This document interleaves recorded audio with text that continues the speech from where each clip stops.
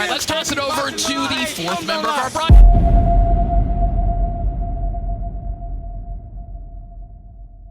David Benavidez has long had a litany of footwork issues wherein he forgoes fundamentals and breaks his boxing base. Crosswalking in the range as though he's taking a delightful stroll takes him out of stance and leaves him front foot heavy as he returns to stance, that is, if he doesn't step in square.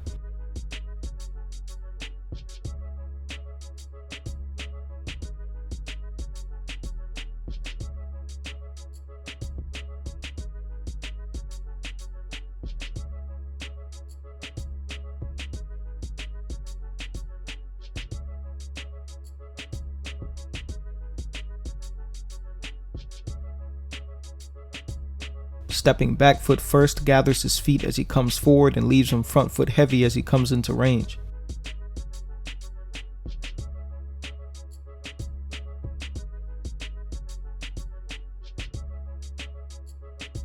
Or front step shuffling in the range where he steps first and becomes airborne before landing with his back foot as his lead foot slides in the range.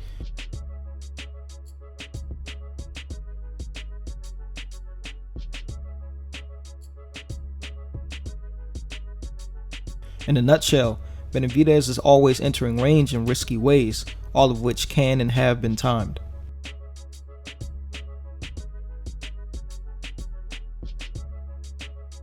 With that being said, the most effective way that these can be taken advantage of are lateral and disengagement traps.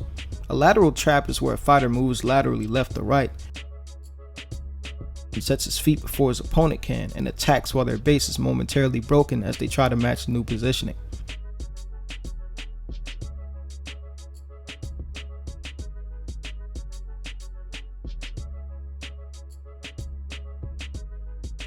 Purposefully disengaging may force the opponent to come forward to re-enter range. At that point, Morrell will attack just as they do enter range, hence the trap.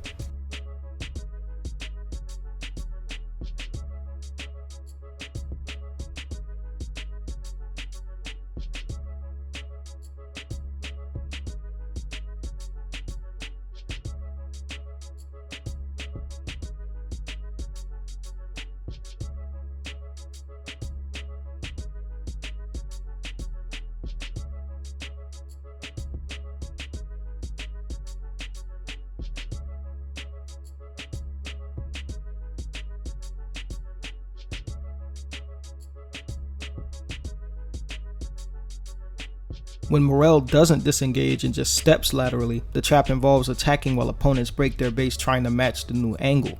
Both Benavidez and Morrell utilize level changes as a tool in their offensive repertoire. These level changes are used to fish for reactions, the most favorable being none at all. Benavidez is very good at mixing offense off his level changes, throwing crosses, jabs, hooks, uppercuts, or overhands.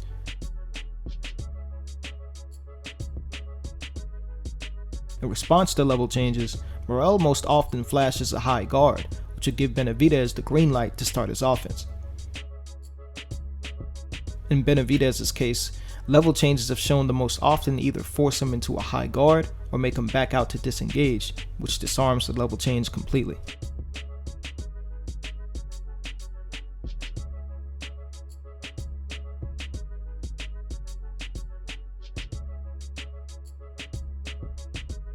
Morrell possesses a highly educated lead hand.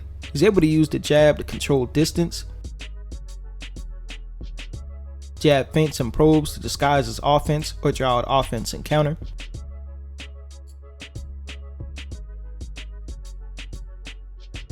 peeling his op's guard to land offense,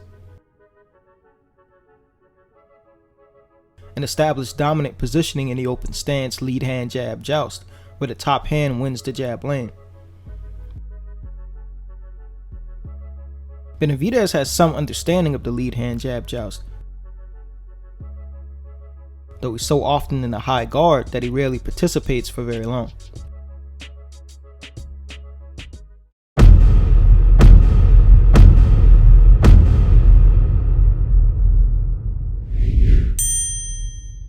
Benavidez often throws a single mid-range jab. We consider it to be the most dangerous punch in boxing, single jab thrown without feinting or follow-up punch often means that you're trading the possibility of landing a comparatively weak jab for any number of more powerful counterpunches. The tendency to then drop his lead hand after throwing exacerbates the issue, creating a clear lane to his head. Unfortunately for Benavidez, Morrell showcases a host of jab counters.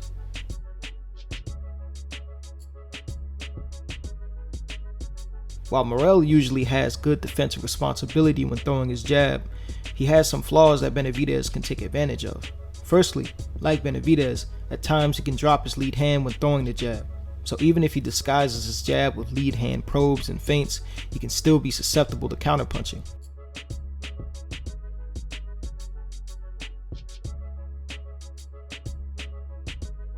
Additionally, when jabbing while moving to his right, he tends to fall into a cross step in that direction. This is normally due to jabbing onto a flat foot, where the body's momentum wants to correct itself in the direction that foot is facing, making the rear leg swing behind it. Both fighters tend to reach when throwing their backhands, coming off their back leg for a period of time, leaving them heavy on their front foot and off balance. Sometimes they'll reach to the point of falling square, forward shifting into the opposite stance. In doing so, both will be at the mercy of the counterpunching from the other.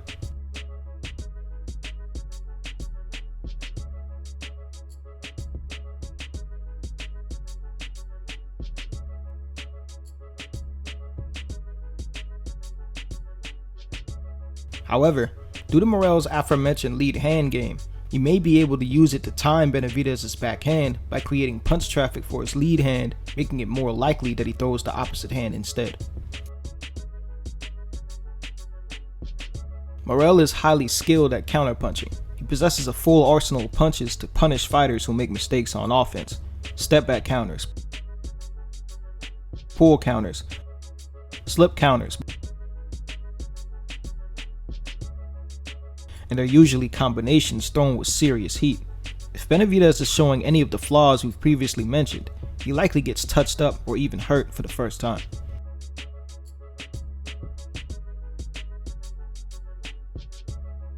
Benavidez also has a good counterpunching bag, among which lightning fast counter lead hooks are a staple.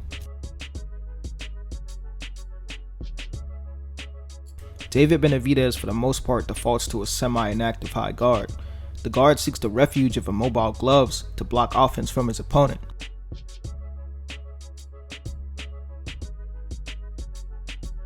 But at times, he'll move the shields to block or parry punches. So along with the regular openings, the gloves may be feinted out of position. Morrell has shown ruthless aggression towards high guard practitioners, using his ability to chain vicious combinations in concert with frames and controls to exploit the holes through the middle and around the gloves.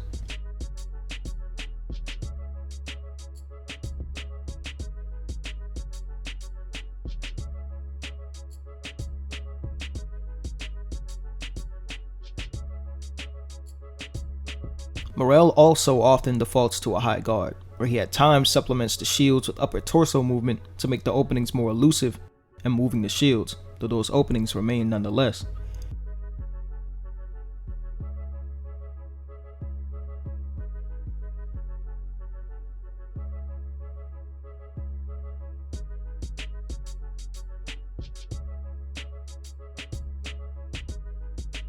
Benavidez's skill set also provides a problem for high guards. His lightning fast hands, frames, and controls means that Morrell will be dealing with similar issues if he defaults to the guard. On the inside, this fight is guaranteed to be war. Both Benavidez and Morrell possess high-level tactics on the inside, to the point where it will likely be difficult to call who will win most engagements at that range. Both fighters possess nuanced physical controls and manipulations. Frames, posts, pins,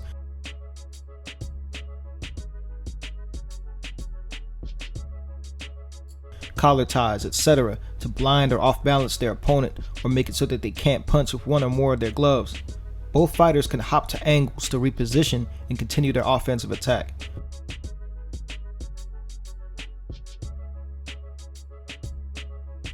Both fighters have a full punch arsenal.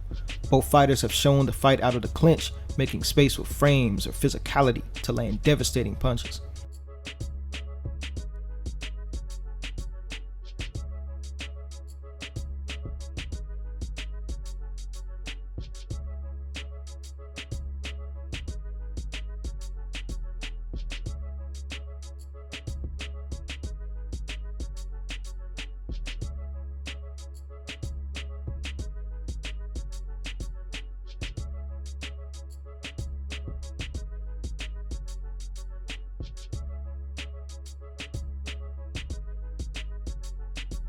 However, defensively, Benavidez often leaves his head center line when running combinations, so if he isn't controlling, he's vulnerable to counterpunching.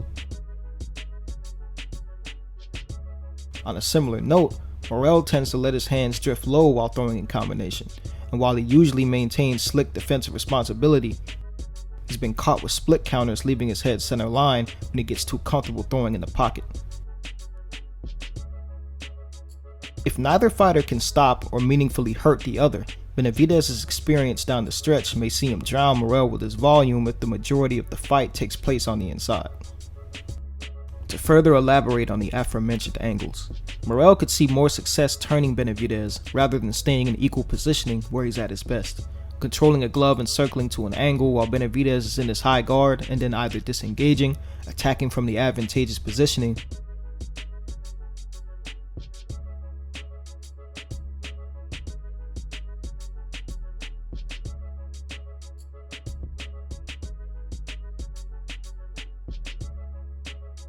or setting a lateral trap. A big decider in how this fight plays out will be ring positioning. Due to the numerous footwork issues we've mentioned, Benavidez can have his base broken rather often. When this happens, he'll usually collapse his base by moving his lead foot first to go back, rather than his back foot, crosswalking backwards, or falling into a rhythm step. While doing either, he loses his base and compromises his balance, creating an opportunity to be forced further backwards and onto the ropes.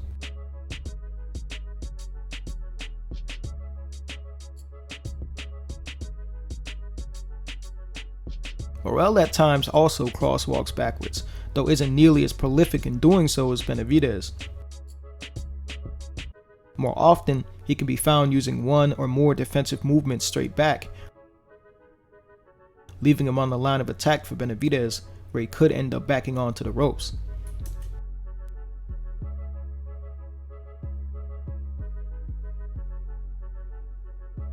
Neither fighter is shy about pursuing an opponent if they choose to back out in a straight line.